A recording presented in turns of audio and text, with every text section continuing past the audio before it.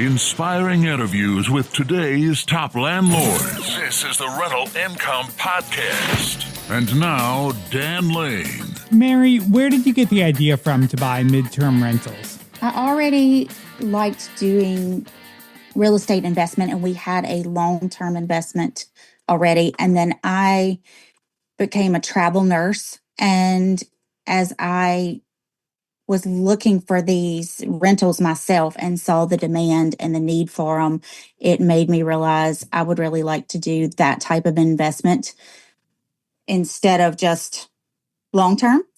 I like the idea of finding somewhere that I get it set up and settled, and that whether it's a single female traveling alone or a whole family, it's somewhere that they feel safe and they have everything they need. On the podcast today, we're going to talk about Mary's experience with midterm rentals. We'll see what she's looking for in a property and how she's profiting $2,000 a month on a property that she bought just a couple of months ago. Joining us on the show today from Jackson, Mississippi is Mary Andress. We'll take a quick break to thank our sponsors. We'll come right back and we'll talk to Mary. Are you looking for a rental income without the headaches? MidSouth HomeBuyers handles everything from renovations to in-house property management in both Memphis and Little Rock. They have turnkey cash-flowing properties available for purchase today. Just visit MidSouthHomebuyers.com right now to view their inventory and start your journey. That's MidSouthHomebuyers.com. It's a lot of work to find a really good rental property, and when you actually find that property, you want to make sure you're working with a lender that can get that loan closed. The lender that I recommend is Chaley Ridge from Ridge Lending Group. She's a nationwide lender, and her specialty is helping investors finance rental properties. She has a ton of loan programs, and she can find something customized to you for your situation. If you want to find out more or you're ready to get started today, just go to ridgelendinggroup.com. That's RIDGE lendinggroup.com, NMLS 42056. Billion-dollar investors don't typically park their cash in high-yield savings accounts. Instead, they often use one of the premier passive income strategies for institutional investors, private credit. Now the same passive income strategy is available to investors of all sizes thanks to the Fundrise Income Fund, which has more than $600 million invested and a 7.9% distribution rate. With traditional savings yields falling, it's no wonder private credit has grown to be a $1 trillion asset class in the last few years. Visit fundrise.com/RIP to invest in the Fundrise Income Fund in just minutes. That's Fundrise, FUNDRISE.com/RIP. The fund's total return in 2025 was 8%, and the average annual return since inception is 7.8%. Past performance does not guarantee future results. Current distribution rate as of 12/31/2025. Carefully consider the investment material before investing, including objectives, risk, charges, and expenses. This and other information can be found in the Income Fund's perspective at fundrise.com/income. This is a paid advertisement. Mary, let's start off talking about your portfolio. What does your portfolio look like? I have 4 investment properties. I have 2 in New Mexico, 1 in Alabama, and 1 here in Mississippi where I live. And all of them are set up as midterms. So what is your typical guest like? I know you were a traveling nurse, and I know traveling nurses is real popular, but is that typically who you're renting to? Typically, yes. We are starting to see more professionals in other occupations starting to travel and have the need, but I'm still seeing a lot of travel nurses. And I think part of that is because of where I'm located. My 2 in New Mexico are very close to a hospital that use a lot of travel nurses, travel doctors, even the teachers tend to travel in that area. So they have a lot of people traveling. So I knew more nurses, and a lot of times it's been one nurse would rent and then they would tell somebody else, and it would just kind of keep word of mouth would keep it rented a lot of times. So I've always attracted more nurses. Now, you would know about this, but being a former nurse, but I know during COVID, there was a real shortage of nurses. Has that changed? Like, is there still really high demand, or has it kind of come back to normal? No, extreme demand. There's a shortage of nurses, and I think there will be for a long time. But honestly, I think it's a little bit worse since COVID because so many people got kind of burnt out. COVID hit everybody so hard. The day to day and what you were dealing with, you saw some nurses that retired early or stopped traveling. And so I think the ones that stayed in it are helping meet the demand even more. Okay, so there's really no problem on the horizon where this is going to dry up. No, Okay. I don't think so. I don't see it in anytime soon drying up. There's so many places that have a shortage of nurses day to day and don't pay well. And so some people try to travel and they can not only see different places and meet new people, but they can make a little bit more money too instead of staying at home, especially throughout the South. A lot of times you stay at home, the salary's not as good typically.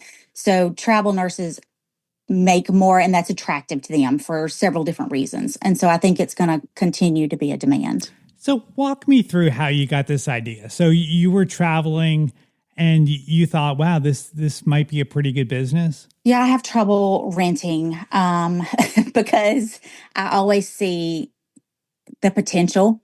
And so my poor husband, we'd go somewhere and I'd be like, we're not going to rent a house. We're just going to buy a house. And he's like, oh, okay. So when I was and I knew I was going to be a travel nurse and be there for probably a year, because that's usually as long as someone will stay in one location, I would start calculating in my mind how much I would be just giving away, not really, but feeling like I was as far as renting somewhere for that year even, instead of buying somewhere and making it something that I could keep as an asset and turn around and continue to rent when we didn't need it anymore and had gone somewhere else. Right. So that was my approach. Talk to me about getting a property set up. So like, how much cash do you need to furnish a property?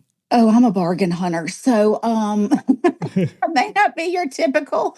That's part of the fun for me, and it's not for everybody, but I like to put good used furniture in a property instead of going to a furniture store and buying everything brand new. Of course, mattresses and things like that. Don't get me wrong. There are some things that are always new, but you can get online now and thrift stores and Facebook Marketplace and things like that. You can find sometimes really nice things that are slightly used. And that's what I try to do.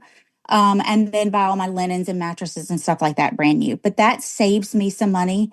I usually try to do it for around 3,000 to 4,000 is my goal to do it. And that's everything, all the decorative accessories, the curtains, the pillows, the linens, all that stuff adds up, of course. But I don't worry. I don't have a $10,000 couch that I'm afraid of anybody to come and travel and ask to bring their dog or their cat or whatever. I can find a great used couch, and heaven forbid, if something happens to it, then it doesn't break me. I keep a security deposit and we buy another couch and move on. But yeah. I don't have a lot of damage, don't get me wrong, but I feel like in my mind, that's just kind of, I'm not taking as big a risk because I'm not putting luxury furniture. I'm putting good, reliable things in my property, but I don't want any luxury things that are going to cost a lot to replace. So I try to stay on a budget, and it helps when I can do it myself. So is there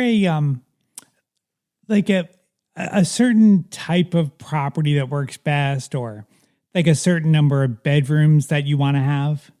I like a good 2-bedroom. 3-bedroom is nice too, but for what I'm trying to do, and a travel professional, maybe they pick up a roommate, or maybe they want to travel by themselves and not have roommates. If it's them and their spouse, or them and a friend traveling, or them by themselves. They don't typically need a big house.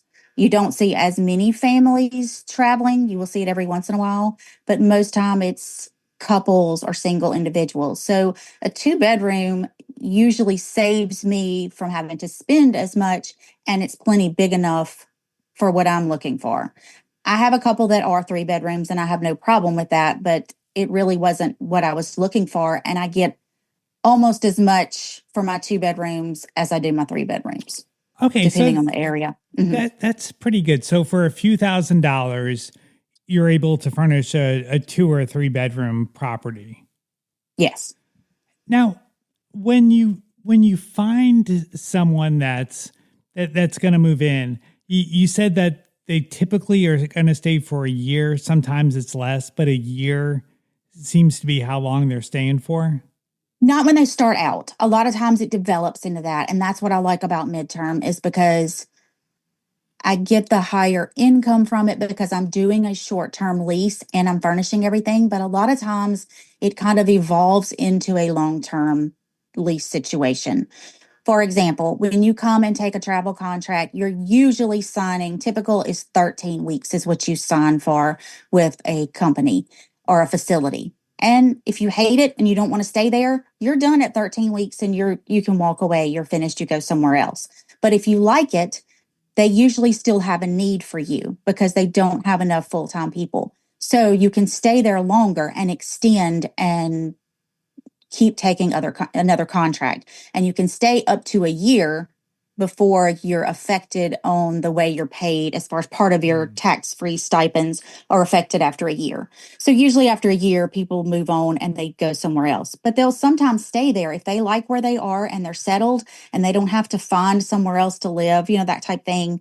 A lot of times they will stay a year, but I sign anywhere from 30 days to 90 days on my lease.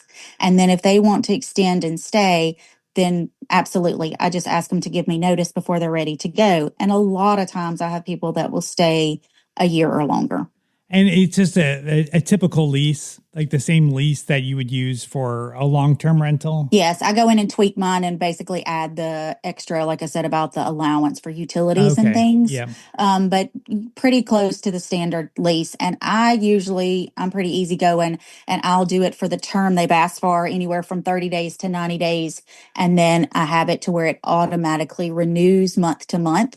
And they just need to give me 30 days notice to be able to vacate. Do you take a deposit? Yes. Okay. Absolutely. Is it like 1 month's rent? I usually try to give them a little bit of a break because my rents are a little bit high. If it's not a place that's as expensive to rent there, then yes, 1 month. If not, then I try to get probably 3/4 of that. I've got one that I've got rented for $2,500. I did a $1,500 deductible instead of them having to come up with so much money all at once. And then I typically do a non-refundable pet deposit for $300 because a lot of people travel with their pets. Now, do you see much downtime between tenants?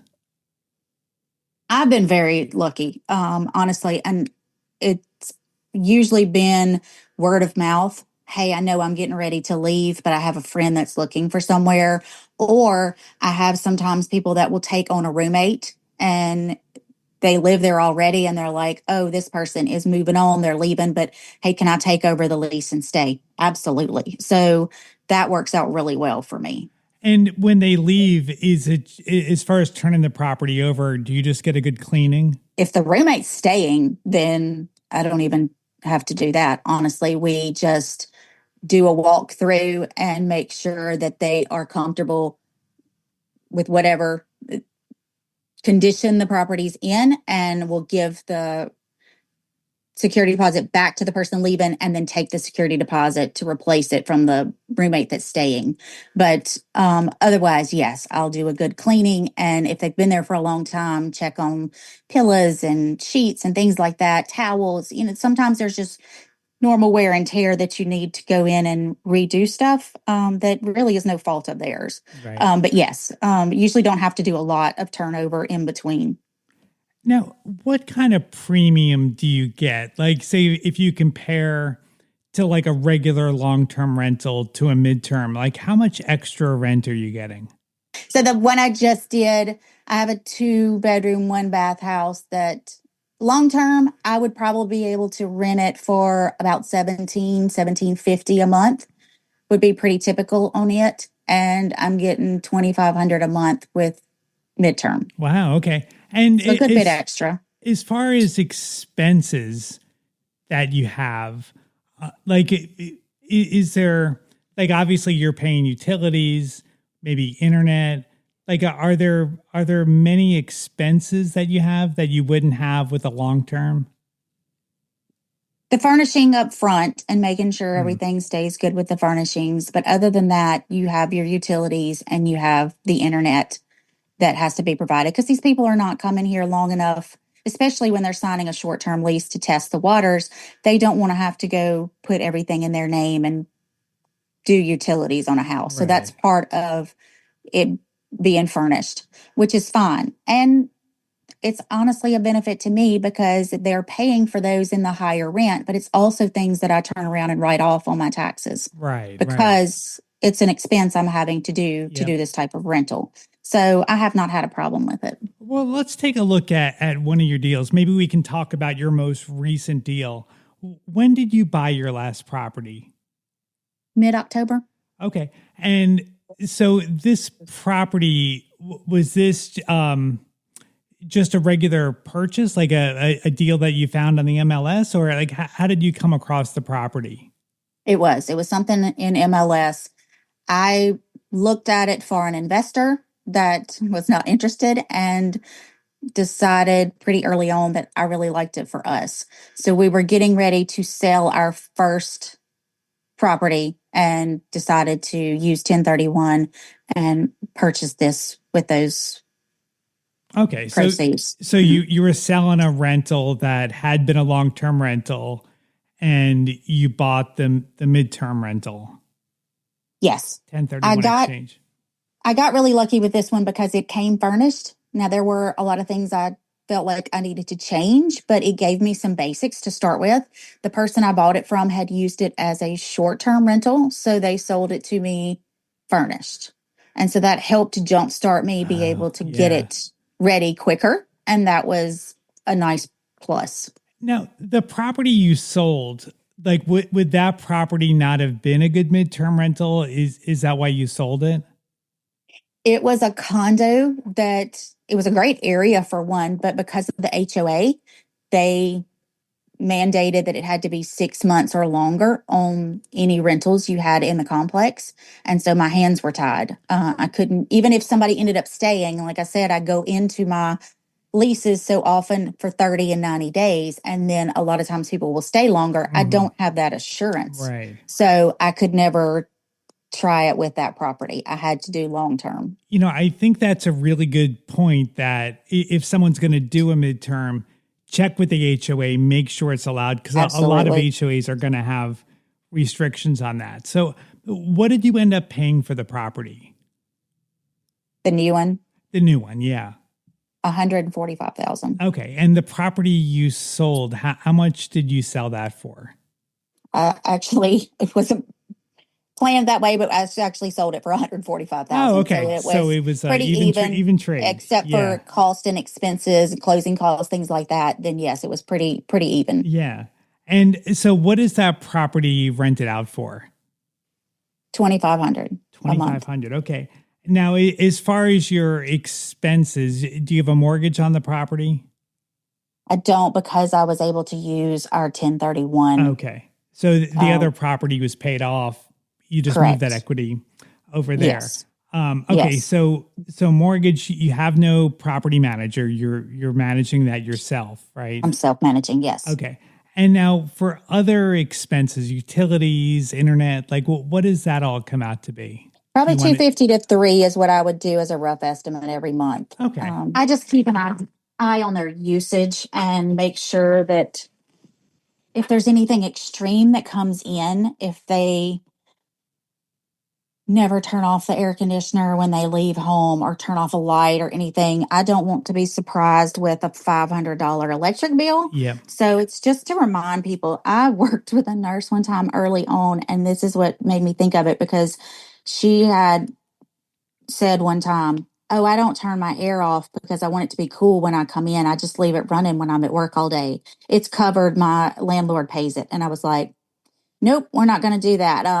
Right, So right, if you're gone from the house 12 hours, I'm going to need you to turn it off or like adjust it to where it's, right, a thermostat or something. It doesn't need to run so that the first 5 minutes you're home, it's already cool. But, right, right. from the landlord side of that, I was just like cringing. So Yeah. I've not had any issues. One or two times I've had to say something to somebody, and I've only had to charge somebody one time, I think, in all the years I've been doing this. So I feel like it's enough of a reminder and a suggestion. I don't have a big problem, but it saves me from even one time that it's a big nightmare that I have a humongous bill. So that's why I do it. Yeah. That makes sense. I feel like I'm generous with my allowances and that they cover everything if you use them like you were paying for them. Right, right. That's all I ask. Now, Yeah. as far as other expenses, I guess, taxes and insurance, how much does that come out to be? Probably about $100 a month for each taxes and insurance every month. All right. So all in expense wise, you've got your utilities, internet, taxes, and insurance. That's about, it sounds like it's about $500 a month. Yes. Somewhere in that range. Yes. Okay. So $2,500 a month in rent. You have no mortgage. You have $500 in expenses. So you're walking away with about $2,000 a month, unless you have a repair or something. Correct. Right. Do you have many repairs or linens that need to be replaced, or just things that come up on the property? Nothing extreme. I have little things come up from time to time, but I haven't run into anything big. This house made me a little nervous because it's right at 100 years old, but everything's been redone. The electrical, the plumbing, the heat, the roof, all the big ticket items have been done recently. So that made me feel better that I shouldn't have a lot of expense even with it. But overall, I've not had major stuff. But I mean, 2 weeks ago, my tenant in Mobile said, "Hey, the washing machine's leaking." And I was like, "Okay, well, give me your schedule and I will schedule a delivery. Tell me what days you're going to be at work," because I wanted her there to meet him. So I had to order a washing machine. Things come up, especially when you're renting them furnished. You have to make sure everything is working. So things do happen, but no more extreme than usual home ownership, I think. $2,000 a month in cash flow from one property is really pretty amazing. Now, of course, that property is paid off, but still, to be making $2,000 a month off one property, that is really incredible. Well, if anybody wants to reach out to Mary, or if you're looking to invest in the Jacksonville, Mississippi area, Mary is a full-time realtor. She specializes in working with investors, and she would be happy to connect with you. I've got her contact information on the website. You can find it at rentalincomepodcast.com/episode 560. I'd like to thank Chaley Ridge from Ridge Lending Group for sponsoring today's episode. If you're looking to buy a rental property, whether you're just getting started or you want to add to your portfolio, reach out to Chaley. She's a nationwide lender. She has a ton of different loan programs. And right now she's offering a free strategy session. If you want to take advantage of that, just go to ridgelendinggroup.com. NMLS 42056. Thank you so much for checking out the podcast today. Make sure you hit that follow button. I put out a new interview every single Tuesday. And if you're following the show, you'll get notified when the next episode comes out. My name is Dan Lane, and this has been the Rental Income Podcast.